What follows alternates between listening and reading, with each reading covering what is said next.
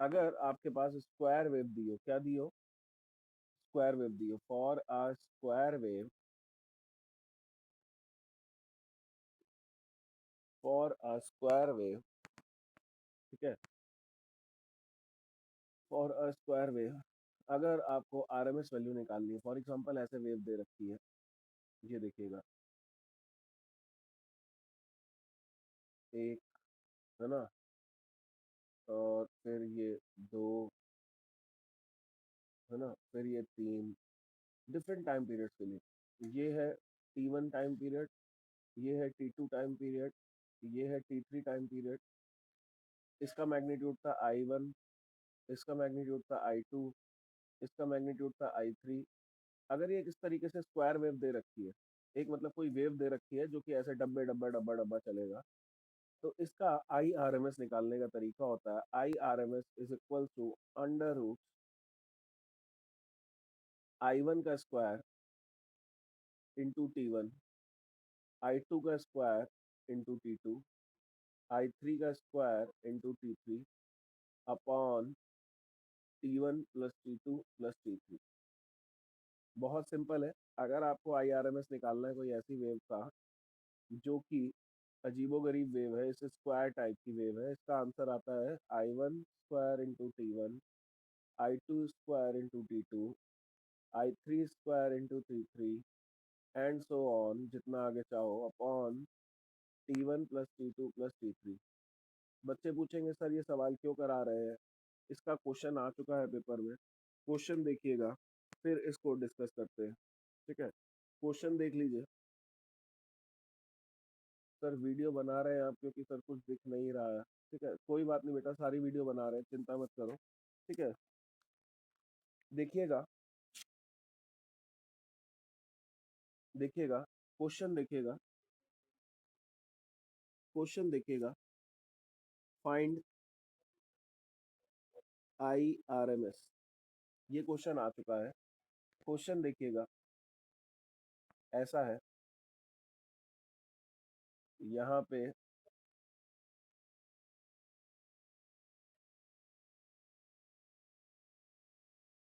ये है 1 एम्पियर और ये है -1 एम्पियर, ये है 0, 1, 2, 3। इस वेव की I R M S value पूछी गई है।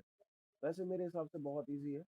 इसका मैग्नीट्यूड है 1, इसका मैग्नीट्यूड है -1, इसका मैग्नीट्यूड है 1।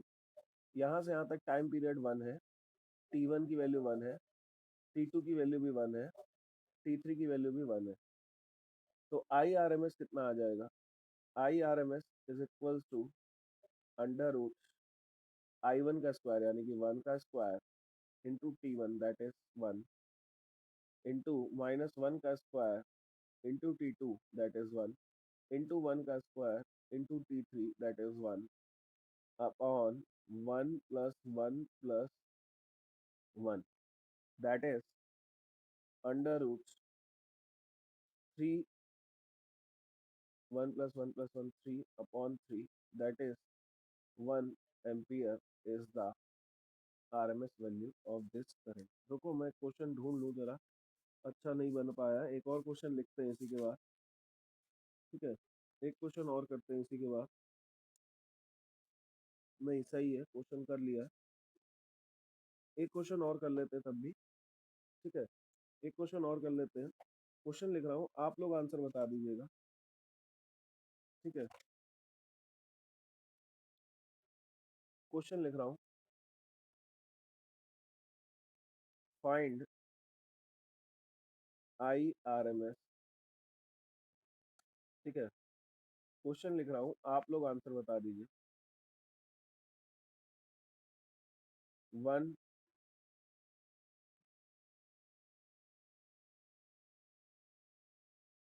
ये 2, ठीक है, 0 सेकेंड, 1 सेकेंड, 3 सेकेंड, आपको आंसर बताना है, ठीक है, कि यहाँ पे ये करंट है, यहाँ पे टाइम है, और आपको ये ग्राफ देख के आई आर एम एस की वैल्यू बतानी है, ठीक है। मैं वेट कर रहा हूँ, देखें कितने बच्चों का देखिएगा, यहाँ से यहाँ तक टाइम है 1 सेकेंड, यहाँ से यहाँ तक करंट है 1 एम्पियर, ये करंट 2 एम्पियर है, और यहाँ से यहाँ तक का टाइम 2 सेकेंड है।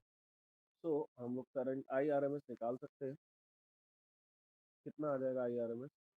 अंडर रूट I1 का स्क्वायर यानी कि 1 का स्क्वायर इंटू 1 प्लस 2 का square into 2 upon total time कितना आ जाएगा 2 + 1 दैट इज 3।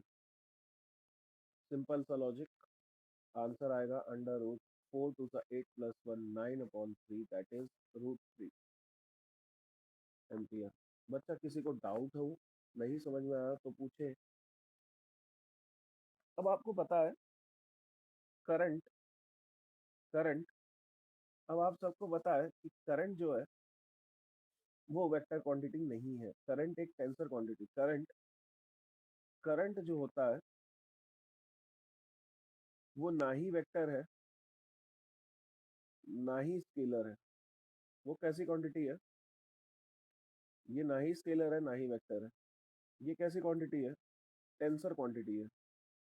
ठीक है। सो स्केलर इसलिए नहीं है क्योंकि इसका डायरेक्शन होता है, वेक्टर इसलिए नहीं है क्योंकि ये जो डायरेक्शन है वो वेक्टर के लॉ से ऐड नहीं होता, वो नॉर्मल ऐड हो जाता है। करंट को हमेशा जब भी जोड़ते हैं I1 + I2 से जोड़ देते हैं। ठीक है। ऐसी क्वांटिटीज जो स्केलर और वेक्टर दोनों ना हो उन्हें हम लोग टेंसर क्वांटिटी की कैटेगरी में रखते हैं। फेजर डायग्राम है ना, it is a diagram, it is, एक मिनट रुको, it is a diagram used for study of AC current and voltages। ठीक है। The instantaneous instantaneous value at of current and voltage are obtained on y-axis। बच्चा देखो, जैसे कि ये क्या है, कुछ नहीं है। जैसे हम लोग लिखते हैं I is equal to I0 sin omega t, लिखते हैं। इसी तरह इस डायग्राम को अगर इसको हम लोग फेजर डायग्राम में रिप्रेजेंट करें तो ये एक I0 है, यहाँ से यहाँ तक लेंथ है I0, यहाँ से यहाँ तक एंगल है ओमेगा टी। तो जब भी हम इसका यहाँ पे प्रोजेक्शन बनाएंगे तो ये जो वैल्यू बनेगी ये हमेशा बनेगी I0 साइन ओमेगा टी। ठीक है। फिर से देखिएगा, मैं कह रहा हूँ कि phasor diagram is nothing but it is the representation of any AC current और वोल्टेज। ये I0 दिया है, ये एंगल दिया है ओमेगा टी। ठीक है। ये एंगल दिया है ओमेगा टी। और अगर हमें यहाँ पे वाई एक्सिस पे इसकी प्रोजेक्शन निकालनी हो, ये वाली, ये I0 है, ये होता है I0 कॉस ओमेगा टी, ये होता है I0 साइन ओमेगा टी। जितना ये है उतना ही ये आएगा। ये वैल्यू कितनी आएगी? I0 sign omega T. और यही तो हमारा करंट की इक्वेशन होती है, यही हमारे क्या होती है, करंट की इक्वेशन होती है। जितना ज़्यादा लेंथ है, ठीक है। तो यहाँ पे दो तीन बातें यहाँ पे देखते हैं, दो तीन बातें। पहली बात, length of phasor gives,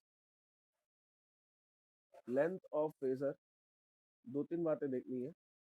length of phasor gives magnitude off peak. Peak समझते हो? I0 current. ठीक है। ये जो लेंथ है ये पूरी मैग्नीट्यूड है, मैक्सिमम मैग्नीट्यूड है। दूसरा दूसरा if we move anti clockwise, if we move anti clockwise, then angle is added.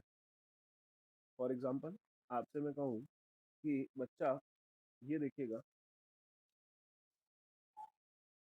मैं आपसे कहूँ कि बच्चा ये आई नॉट है और ये ओमेगा टी के एंगल पे है।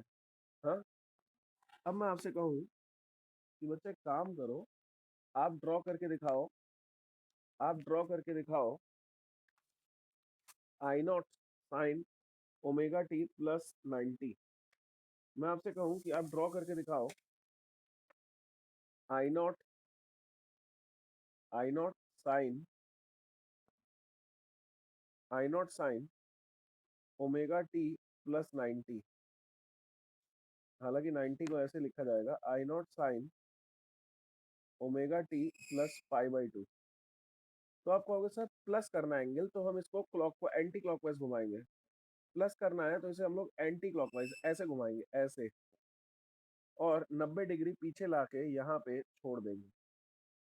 ये आ जाएगा आई नॉट, और यहाँ से ये 90 डिग्री है, और इसका पूरा एंगल कितना हो जाएगा, इसका हो जाएगा omega t plus 90 degree. Clear है? अगर आप क्लॉकवाइज जाते हैं, है ना, if we want to subtract subtract if we want to subtract any angle,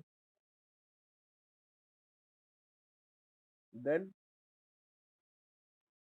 move clockwise। अगर हमें एंगल को सब्ट्रैक्ट करना है तो हम लोग कैसे जाएंगे, क्लॉकवाइज जाएंगे। ठीक है, क्लॉकवाइज यानी कि अगर हमें चाहिए आई साइन ओमेगा टी माइनस 90, चलिए देखते हैं, डायग्राम बना रहा हूँ। ये देखिए, ये है आई नॉट। अगर हमें प्लस 90 करना है तो इसको आगे लेके जाना पड़ेगा, यहाँ पे आएगा प्लस 90। ये है आई नॉट, ये है ओमेगा टी प्लस 90। और अगर हमें माइनस करना है तो इसे क्लॉकवाइज लेके आना पड़ेगा, ऐसे ऐसे घुमा के लाना पड़ेगा क्लॉकवाइज।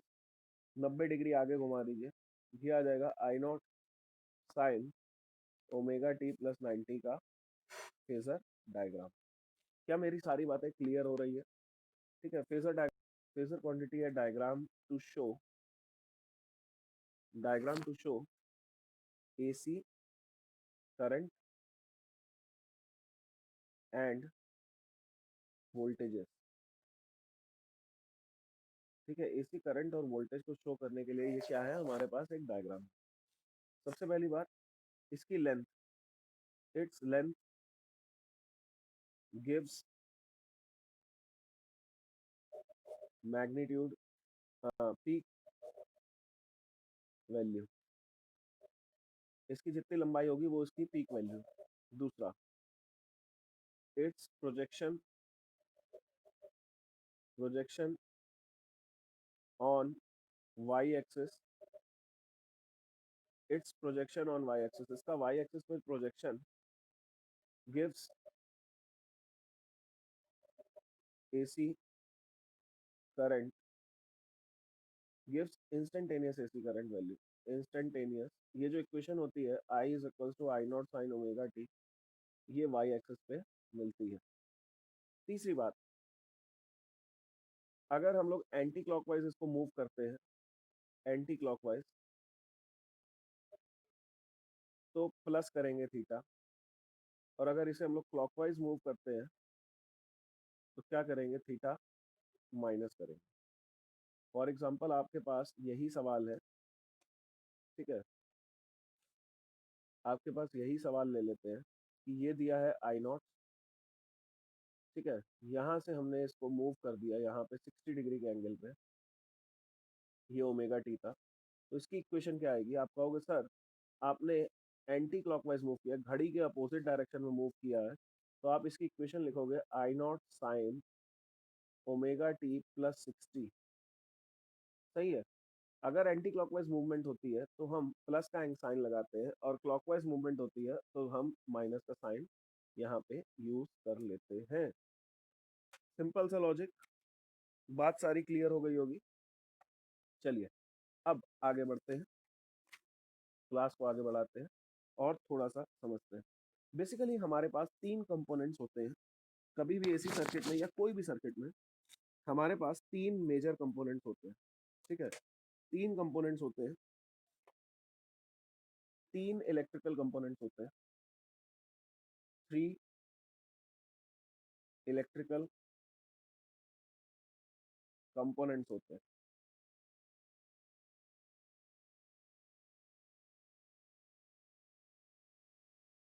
ठीक है, सबसे पहला कंपोनेंट होता है रजिस्टर। आप सभी को पता है रजिस्टर, हाँ, रजिस्टर के बारे में सभी को पता होगा। इसका सिंबल होता है ये,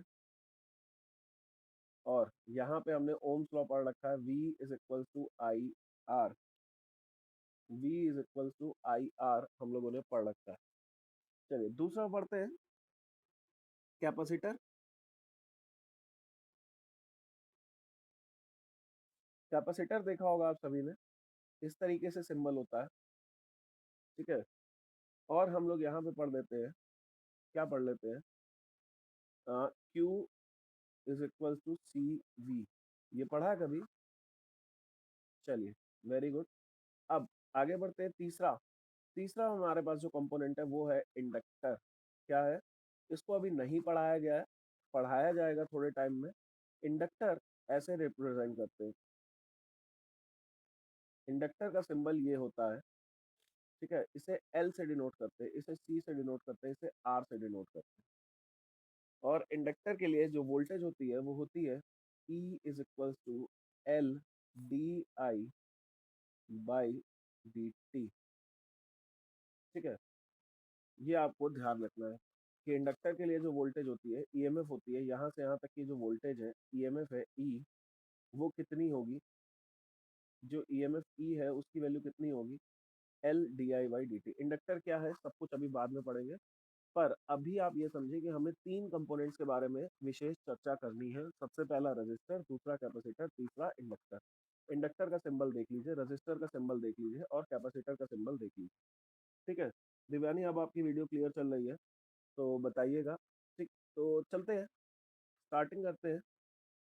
सबसे पहला AC circuit, AC circuit containing, और हेडिंग डाल लेते हैं। ठीक है, AC circuit containing register only. ठीक है, अब हम लोग सबसे पहले पढ़ने जा रहे हैं एक ऐसा एसी सर्किट जिसमें सिर्फ और सिर्फ क्या होगा, रजिस्टर होगा। ठीक, तो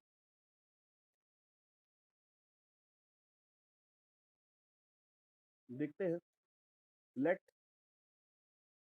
EMF of E is equals to E nought sine omega t is applied across across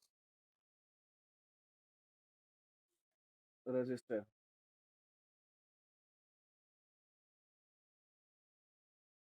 Let the EMF of E is equals to E naught sin omega t। हम लोग इस वोल्टेज को मान लेते हैं कि लगाया है हमने रेजिस्टर के अक्रॉस। ठीक है, अब आगे देखते हैं। ये रेजिस्टर है और यहाँ पे हमने लगा दी एक वोल्टेज। ये एसी वोल्टेज लगाने का सिंबल है, गोला बना के ऐसे अंदर ये यहाँ पे लिखा जाएगा ई नॉट साइन ओमेगा टी। ये रेजिस्टेंस आर। हमें पता है अकॉर्डिंग टू ओम्स लॉ हम लोग कह सकते हैं E is equals to I r, r I is equals to e upon r. E की वैल्यू क्या है? ई naught sine omega t upon r. ये ई नॉट अपॉन आर को हम लोग बोल देंगे आई नॉट साइन ओमेगा टी, और आई नॉट की वैल्यू क्या है? ई नॉट अपॉन आर। कभी भी अगर हम लोगों को पीक वैल्यू दे रखी है वोल्टेज की, तो अगर करंट निकालना है तो इस फॉर्मूले से निकालेंगे। सिंपल है, समझते हैं इसको और आगे। ठीक है, इसको और आगे अच्छे से समझते हैं। क्या कहना चाह रहे हैं हम कहना चाह रहे हैं कि यहाँ पे जब भी रजिस्टर लगा होता है, सिर्फ और सिर्फ रजिस्टर लगा होता है, तो जो वोल्टेज होती है, अगर वोल्टेज की इक्वेशन दे रखी है E is equals to E naught sine omega t, तो करंट की इक्वेशन भी यही आती है, I is equals to I naught sine omega t, यानी कि दोनों से साथ साथ चलते हैं, कोई आगे कोई पीछे नहीं चलता है। और यहाँ पे आपको पता होना चाहिए ई नॉट अपॉन आर की वैल्यू जो होती है वो किसके बराबर होती है? आई नॉट के बराबर होती है। ठीक है, चलिए फेजर डायग्राम देखते हैं इसका। फेजर डायग्राम, बने रहिए साथ में, थोड़ी देर में समझ में आ जाएगा सब कुछ। ठीक है, फेजर डायग्राम देखते हैं। दोनों देखो, आई नॉट की वैल्यू थोड़ी सी कम हो रही है डिवीजन के कारण। ठीक है, ये देखिए, ये डायग्राम देखिए। ठीक, आई नॉट की वैल्यू ई नॉट से थोड़ी कम है, यानी कि हम जब ई नॉट की वैल्यू बनाएंगे तो वो बड़ी बनाएंगे, और आई नॉट की जो वैल्यू बनाएंगे वो छोटी बनाएंगे। हालांकि दोनों साथ ही चल रहे हैं, दोनों ओमेगा टी के उस पे ही चल रहे हैं। ठीक है, कोई आगे पीछे नहीं चल रहा है। तो ये डायग्राम हो गया किसके लिए? For register only. ठीक, सिंपल है। चलिए, बच्चे कहेंगे सर यहाँ तक तो सब सिंपल है, टफ अब आगे होगा। ठीक है, हेडिंग डाल लेते हैं, AC circuit containing capacitor only. ठीक है, अब हेडिंग डाल लेते हैं, AC circuit containing capacitor only. तो चलिए इसको सॉल्व करते हैं। अब अगर सर्किट में कैपेसिटर है, अगर सर्किट में क्या है? कैपेसिटर है, और हमें पता है, ठीक है, हमें पता है कि I इज इक्वल्स टू क्या होता है? हाँ, अगर सिर्फ और सिर्फ सर्किट में कैपेसिटेंस है, हमें पता है, लेट कर लेते हैं, let capacitor is connected to E is equals to E naught sine omega t. मान लेते हैं कैपेसिटर को हमने एक बैटरी से कनेक्ट किया, एक कैपेसिटर को हमने एक एसी सोर्स से कनेक्ट किया। एसी सोर्स की वैल्यू क्या दे रखी है? ई नॉट साइन ओमेगा टी दे रखी है। चलो, हमें पता है Q इज इक्वल्स टू क्या होता है? सी वी होता है। V की वैल्यू ये है, V और EMF एक ही बात होती है, C into E naught into sine omega t. ये आ गया Q। चलिए, हमें पता है I is equals to D Q by D T, D by D T of Q कितना है? C E naught sine omega t. C E naught बाहर आ जाएगा, साइन का डिफरेंशिएशन करना है। मेरे हिसाब से हर बच्चे को पता है, साइन ओमेगा टी का डिफरेंशिएशन करेंगे, साइन का डिफरेंशिएशन आता है, साइन का डिफरेंशिएशन आता है कॉस ओमेगा टी, और ओमेगा अलग से यहाँ पे मल्टीप्लाई होके आ जाएगा। चेन रूल अगर सबने पढ़ा है तो। ठीक है, नहीं पढ़ा है तो अभी सिर्फ याद कर लो। ठीक है, जब भी हम इसका डिफरेंशिएशन करेंगे, साइन का डिफरेंशिएशन आता है कॉस, और ओमेगा अलग से लिख लेते हैं। ये आ जाएगा I is equals to c E naught omega cos omega t, ठीक है, सी ई naught omega cos omega t, ठीक।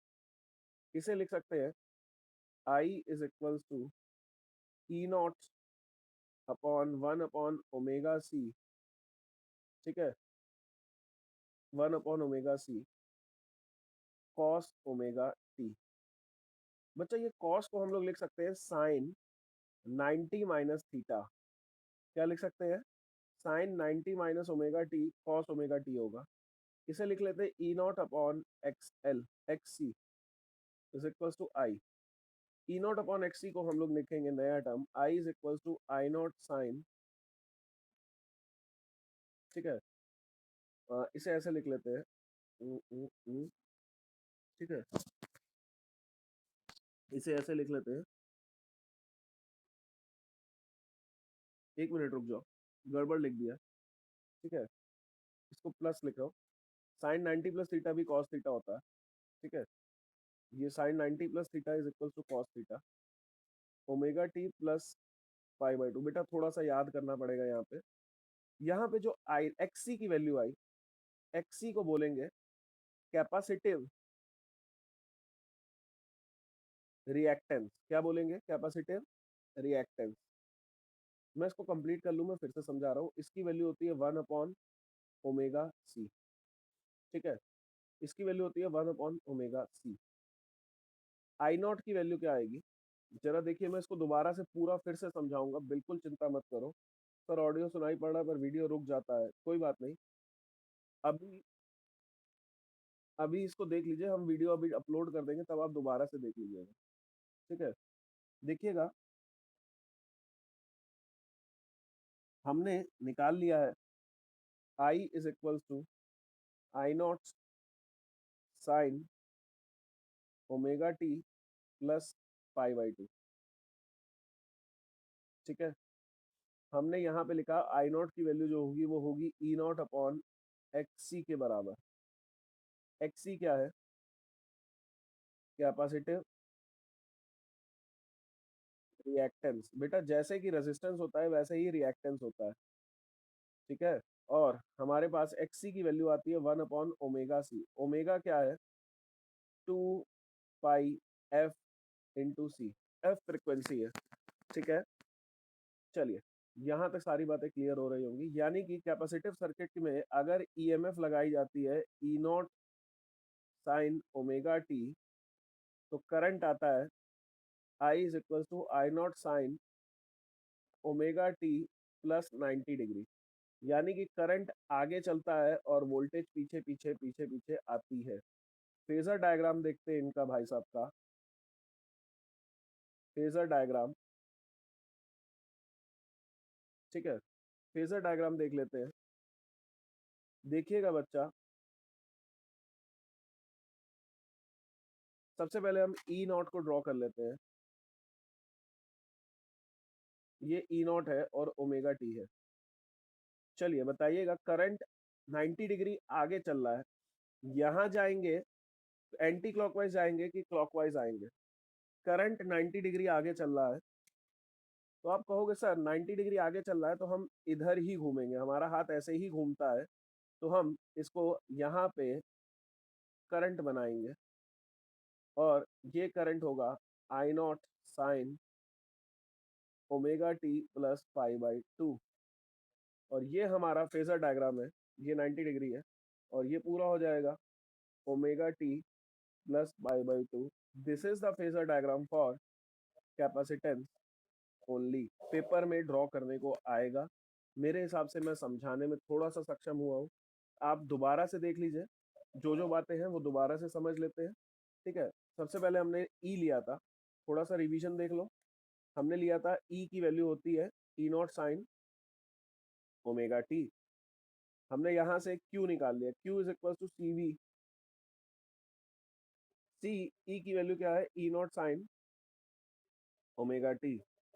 अगर Q से I चाहिए तो हम इसका डिफरेंशिएशन करेंगे, क्योंकि dq बाई dt होता है I। C E naught constant, sine का डिफरेंशिएशन आएगा सी ई naught omega cos omega t. यहाँ तक हम लोगों ने किया था, ठीक। अब आगे बढ़ते हैं, ओमेगा सी ई नॉट कॉस ओमेगा टी हम लोगों ने लिख लिया, I is equals to E naught 1/ओमेगा सी, और कॉस ओमेगा टी को लिख लिया sine 90 omega t plus 90। Clear? बस यही है, इसको मान लिया एक्सी, ये पूरा मान लिया आई नॉट, और ये डायग्राम बना दिया। तो क्या मैं पूछना चाहूंगा, क्या आपको कैपेसिटिव रिएक्ट, एक क्वेश्चन देख लेते, बहुत अच्छा सा क्वेश्चन है हमारे पास। क्वेश्चन है,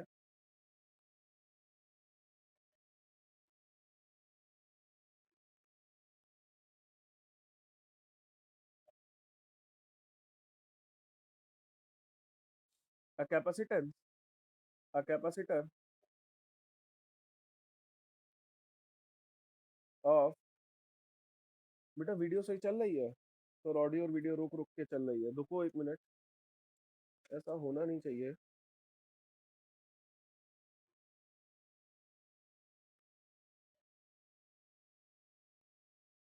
ठीक, आइए क्वेश्चन करते हैं। A capacitor of capacitance of capacitance 200 microfarad is connected to alternating EMF of E is equals to 25 sine 25 sine 100 t. Find reactance,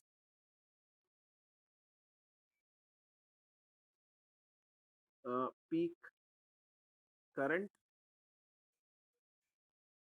and equation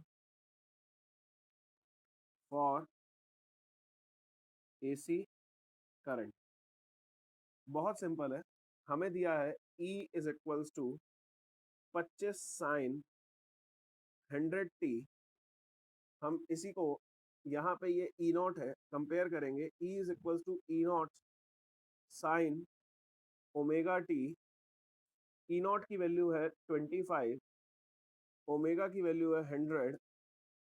सबसे पहले हम एक्सी निकालेंगे, एक्सी का फॉर्मूला होता है 1/ओमेगा सी, 1/ओमेगा दैट इज 100, सी की वैल्यू दैट इज 200 माइक्रो, यानी कि 10⁻⁻6।